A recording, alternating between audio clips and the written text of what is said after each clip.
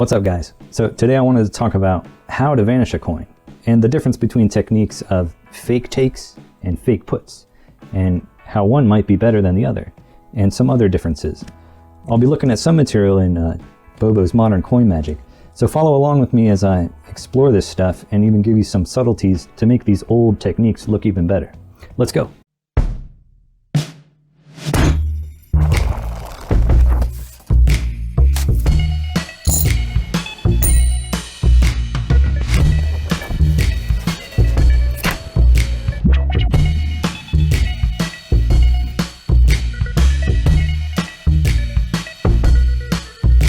Greetings and thanks for joining me again. Welcome back. If you don't have this book, you got to go get this book. It's very affordable from different places online. You can even pick up an older copy for less than $10. But be aware that there's a new Modern Coin Magic that has over 100 more tricks in it and other techniques. But then there's the original version, which you'll often find in paperback. And you can even get it on Amazon. So I highly urge you to just pick that up, $10 or less. So like I said, I'll be looking at some material from this book and some material that's as old as the hills and the creator is not known. But I urge you to purchase the book for yourself, one, because you should have it if you want to study coin magic, and two, just to get the full picture of what I'm talking about today. So I first want to start off by defining what's a vanish and what's a technique. The vanish is the magical effect that the audience experiences. The technique that we use is not the effect. Now, there's basically two techniques to accomplish the effect of the coin vanishing, and those are fake puts or a fake take. Now, in my opinion, a fake take is a little more convincing because that's naturally how we handle coins. So think, for instance, if you reached into your pocket and you had a handful of change and you were going through to get a coin, that's how we would get a coin into the other hand. So the first vanish I want to talk about is the Bluff Vanish. Now the Bluff Vanish you'll find on page 59 in Bobo's. There's no crediting given, which tells me it's probably as old as, you know, the cups and balls, or as old as coins themselves. So this is the easiest vanish you'll ever do. And you're prepared to do it at any given moment. You just need some pocket change. So you reach in, grab whatever you have, and you fiddle around, and you get one of the coins. And you say, watch. With just a snap, we can get that coin to disappear completely. So the easiest vanish you'll ever do, you never even take the coin. Now I want to emphasize again, this video I'm going to focus on fake takes, because like I said, I feel like that's the most natural way that we handle coins, is to take it from the other hand. Now this capitalizes on that fact that we've got a handful of change and we're taking one coin from this hand. So some subtleties to make this even more powerful: as you're going through the change in your hand, pick one or two up and let them fall as you come away. So I'm reaching in my hand, pick one up, and immediately let it drop. The audience is going to see that coin upright for just a second, but you let it fall and you come away, and it's just a more convincing subtlety. So you've given the audience the conviction that there's a coin in your hand. Now, one more subtlety you can add. Here I've got all quarters, just because that's what was in my pocket. But here's another subtlety you can use. Take one out of your hand, for real, and then on second thought, you say, oh, let me actually use this one. Now this is even more convincing because they've seen a coin in this hand. Now, hopefully they'll forget that you went back and got another coin. But putting those two together, the lifting of a coin, well, first the taking of one coin, so it's seen in this hand, and then the lifting of another coin as you actually drop it. Those two together will sell this simple idea of the vanish even more. Now, to a few other subtleties, play with this coin in your hand, even though there's nothing in it. You know, just like you're positioning it. Now I like to tug my sleeve and then drop it off in this hand and tug this sleeve. This is creating a bit of time misdirection from the point when we were handling the coins. So those first 2 moments of conviction, by having a coin in the hand and then going for, oh, this one's going to be better, and we did the lift. At that moment, the audience should be convicted that there is a coin in your hand. And now we're allowing just a few other seconds, and we're playing with this coin as if it's there. You know, by this time, we can accomplish the effect, the vanish, by doing whatever you want. You can be magical or just casual, squeeze, and then show that. So that's one of the easiest and most effective vanishes you can do that employs the fake take. And it's also a complete vanish. You're totally clean afterward. Where you go after that is up to you. I often carry in my pocket a bent quarter. So after that, I'll say, if you liked that, watch this. And then I go back to my pocket, get the bent quarter, I pull out a real quarter, let them see that, and then do the bent quarter effect. So it's a great little 1-2 punch you can do anytime and anywhere. So the next easiest vanish I want to talk about is, I don't even know what it's called. I just call it a fake take. And it's the most distilled version of this you could do. So in this case, a coin is on display already, and it's lying at the base of your fingers of your non-dominant hand. Now you're going to come over and pick it up, and then just make it disappear.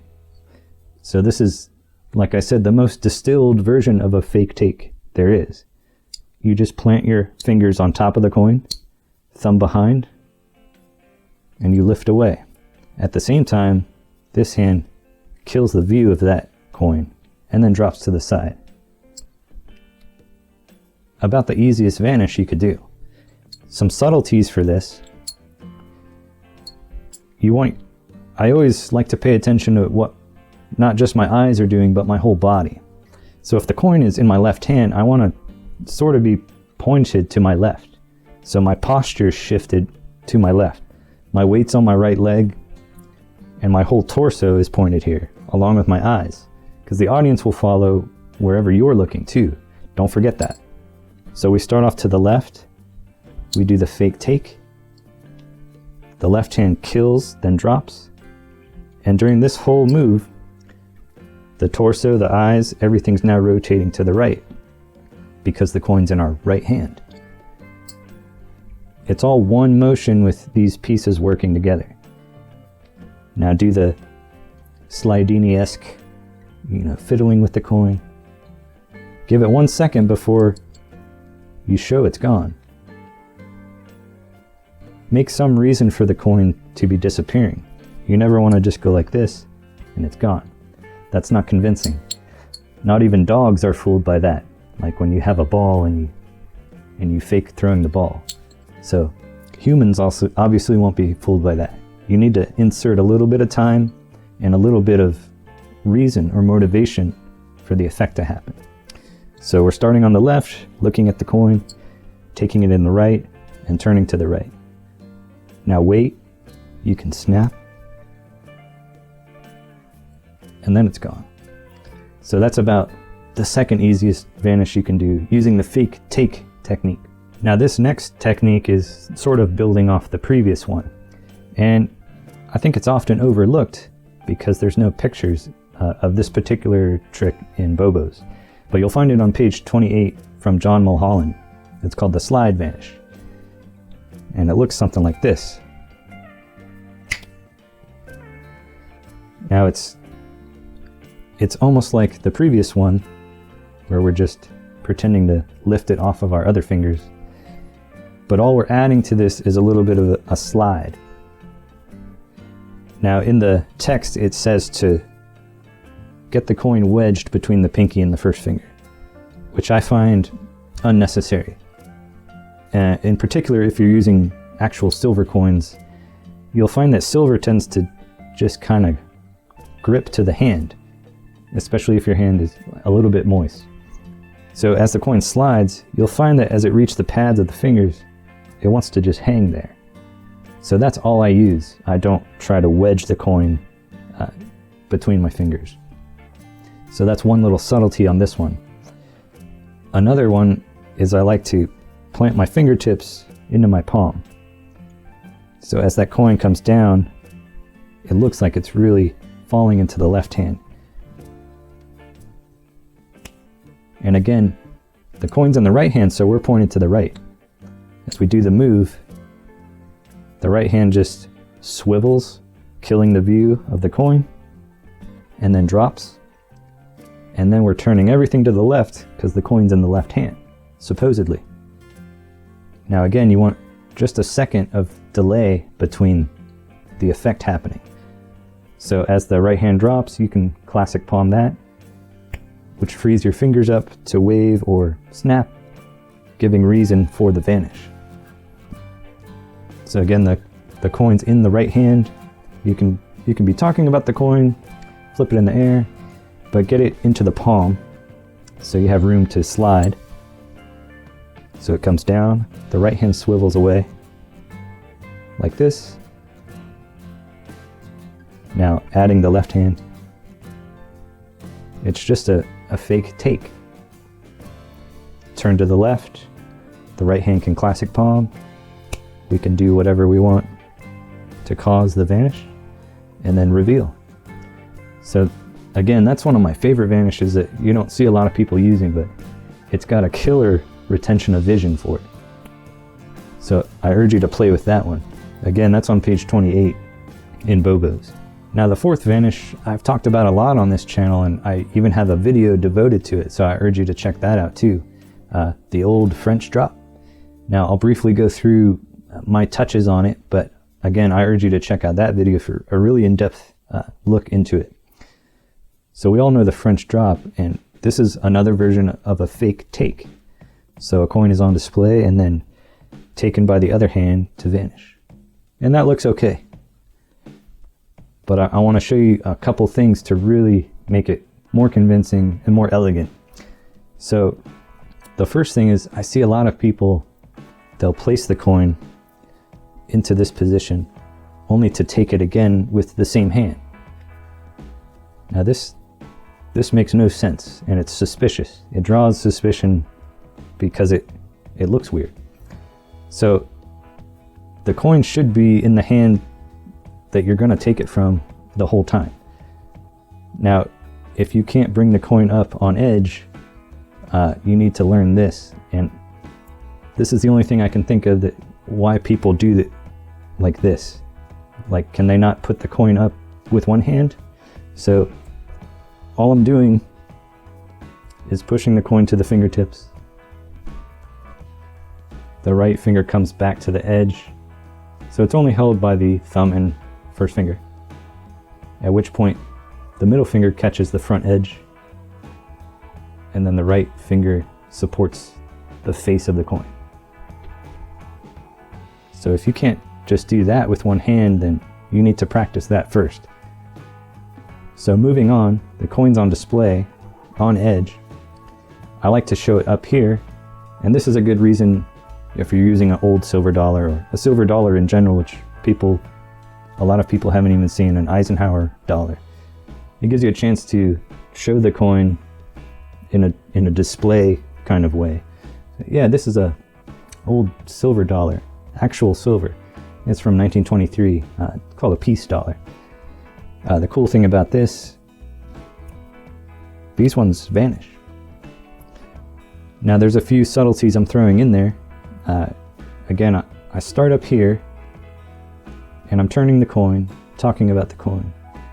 Right when I do the take, I'm coming down in a C. So it's just your palm's down, you're coming palm up. Now your hands are gonna meet in the middle right here. As the left hand comes in front, the right hand's just gonna drop that coin. Now it's important that your thumb is seen to lift away. It sells the idea that that coin was taken away from the left hand. If your thumb is away from your hand, it gives a feeling of emptiness, like a loss of control. You're giving away this coin. And again, the coin's in the right hand, so you're pointed to your right. Your eyes are to the right. As you do this take, you're turning to the left and looking at the left. The right hand drops away. You could classic palm it or wherever you're comfortable. And again, give a moment, give a reason for the vanish to occur, and then show the vanish. So we're here, and then here, and then gone. Now the last vanish I want to talk about is from John Ramsey. If you haven't studied his material, you need to study that, because in my opinion, a lot of his work sets the foundation for the modern coin techniques we see today. Like he inspired David Roth for David Roth's hanging coins. And you can even see Gary Kurtz's inspiration from Ramsey. Pretty much every modern coin magician today has been inspired by Ramsey. We all know the cylinder and coins effect. That's from John Ramsey. So this is a vanish he would use all the time. And it's a fake take technique. But this one's nice because it happens at the fingertips. And all that's happening here is the coin's held by the thumb and first finger. And it's the left thumb that pivots that coin down.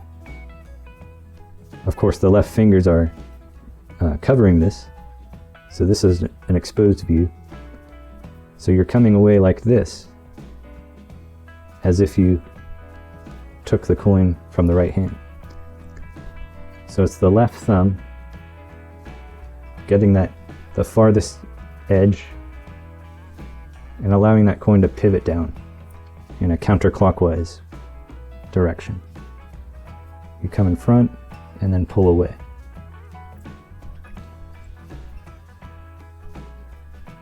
Again, it's important to drop the right hand and focus attention to the left with your eyes and your torso. Now in this case, I would allow this coin just to fall into finger palm, which John Ramsey mainly used finger palm. So it's an easy matter just to completely release that coin, and it's right in finger palm. So you're here, and I'm dropping this coin as my right arm drops to my side.